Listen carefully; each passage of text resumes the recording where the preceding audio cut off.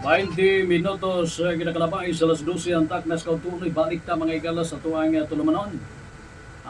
Nya sa atong pagbalik I hope nga nakakauna ang tanan og busog na. Busog na ang tanan. Ay napakahirap magutom ngayon. Kaya anat mahirap, ang importante busog tayo. Hindi nga nagsasawa itong mga kurap na lumamon ng milyon na pundo. Diba? Sana naman ay 2026 na bason lang, no? Nga munindot na ang dalagan sa Pilipinas mga sukintig paminaw. Kaya karon sa landong giingon nga okay ra kuno kaya ra ang tag 500 pesos for Noche Buena. Sige, pagpalagay na to nga okay. Kaya yan. Pero sana naman, mas malaki-laki pa ng kaunti. Kaya ng bawat Pilipino. Nataasan, padak-an o gamay ang budget mga higala para sa Noche Buena. Di rata magbantin nila ng 500 pesos. Diba kung kaya? Unya, mahimo na kung mamaayo ang dalagan mga higalas panginabuhian sa matagatawhan dinhi sa atong nasod nga Pilipinhon. Di ba? Mahitabo na, muyon ta. Nga kaya lang, sige. Ato ang ikuan palagay na pwede. Kaya na ang 500 pesos para sa Noche Buena o uban pang mga okasyon, no? Sa kada pamilya. O kaya ho na lang, no? Ngayon man uban, kaya ho na lang na. Pero kulang. Di ba?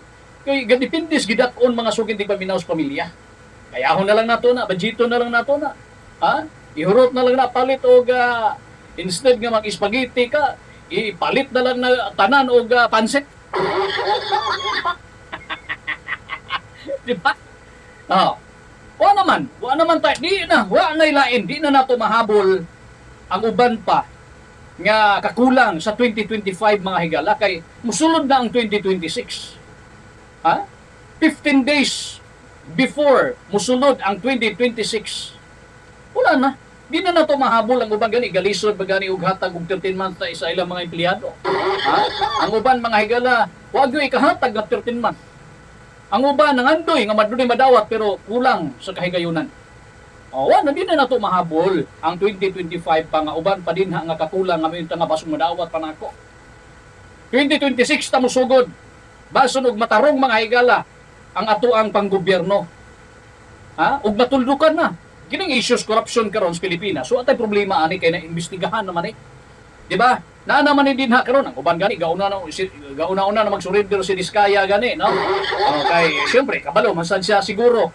Wa may siguro yung wala makabalo ani nga musugot sila sa dili sa campus mga Diskaya. Doon na gyud sila hulaton nga warrant of arrest mga higala. Nabi sila warrant taunhan maganitong uban nga mga sangkot mga higala sa investigasyon. So ang nahitabo, gauna nag-surrender, okay ra pud na. No?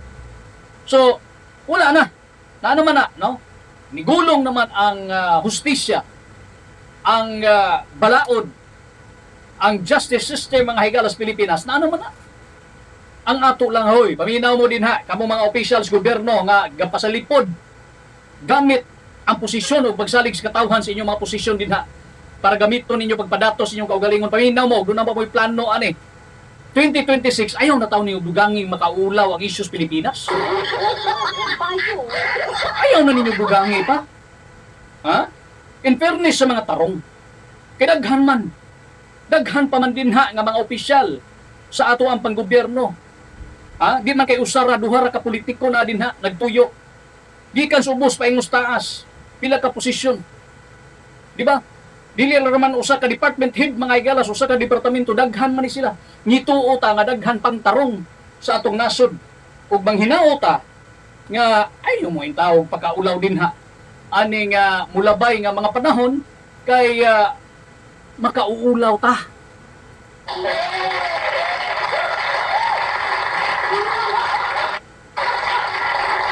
Sa kadaghang project kunuhay nga gipunduhan sa ato ang gobyerno unsa man ang gigawas.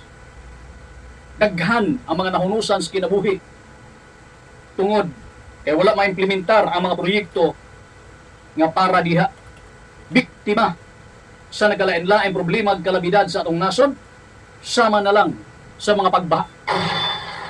Di ba? Pila ka mo kinabuhi nga nangaanod mga higalas baha. Daghan. Kunya, dunay budget para din ha. Mahinaot 2026. Wa na issue. Kini karon, okay naman na kay imbestigahan naman na, no? Di ba? Kung sa katinuod, kinsay ulo-ulos kamalo, ha? Kinsay utok tanan kay doon naman intug-an naman sila.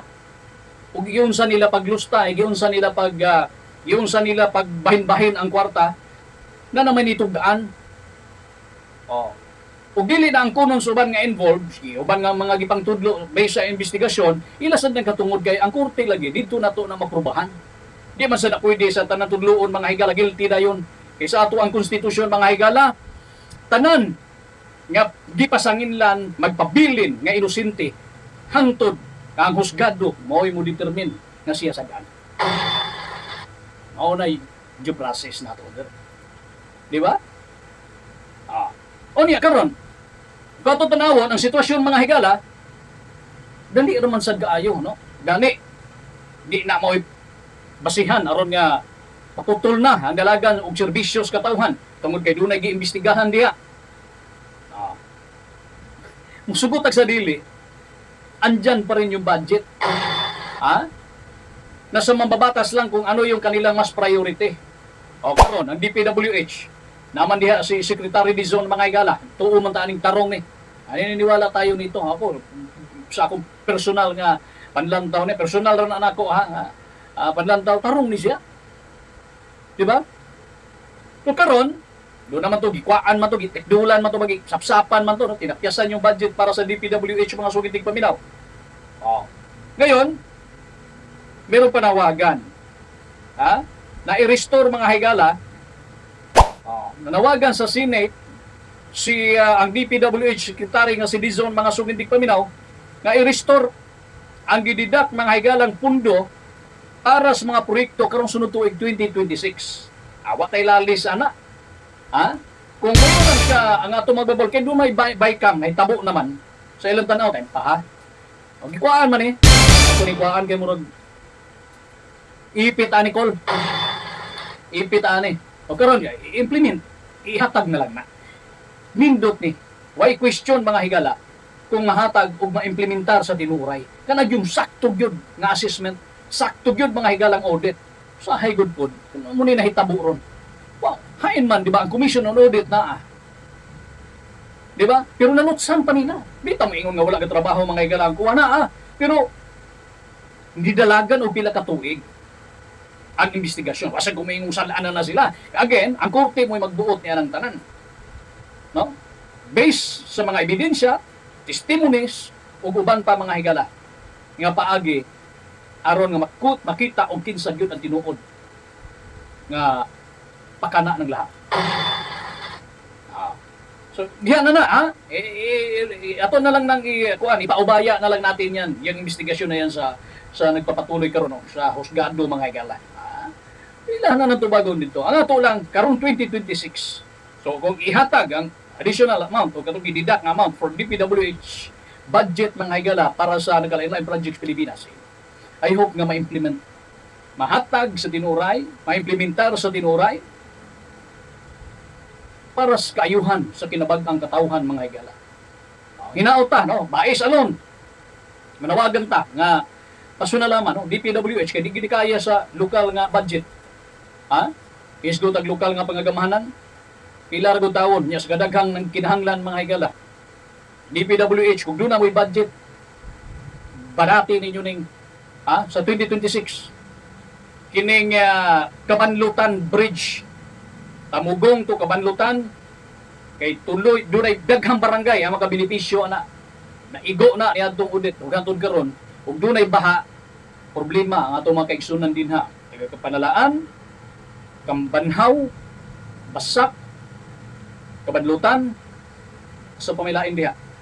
Labi ditong bukid to disunahan, Kanyanggaw, kanang Dapdap, o diyan dapita. Diyan medyo abot nag Doon na tayo nabalaan nga abot hasta ang panalaan din na diha mo agi ang uban. No. So, I hope no na maging maayos tayo. Dali ra kaayo ang dalagan sa panahon ug ang panginahanglan sa katawhan walay katapusan. No? So manghinaot ta nga mas moayo ang tanan og matuldukan na kining issue karon nga gihimo ang investigasyon.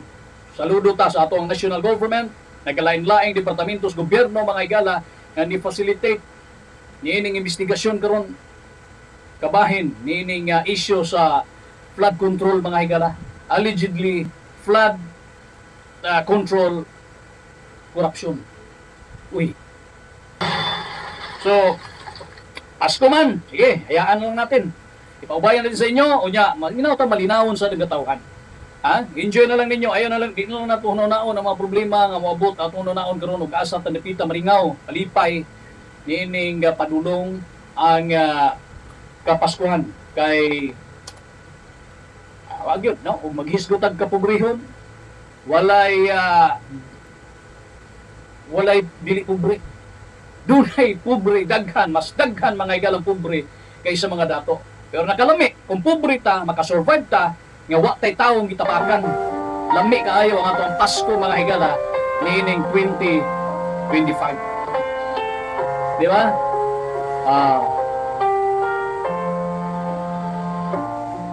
Have yourself a merry little Christmas. Let your heart be light. From now on, our troubles will be out of sight. Hold on tight. Rancho Natin Nationwide will be coming right back. Bye-bye. We pause for some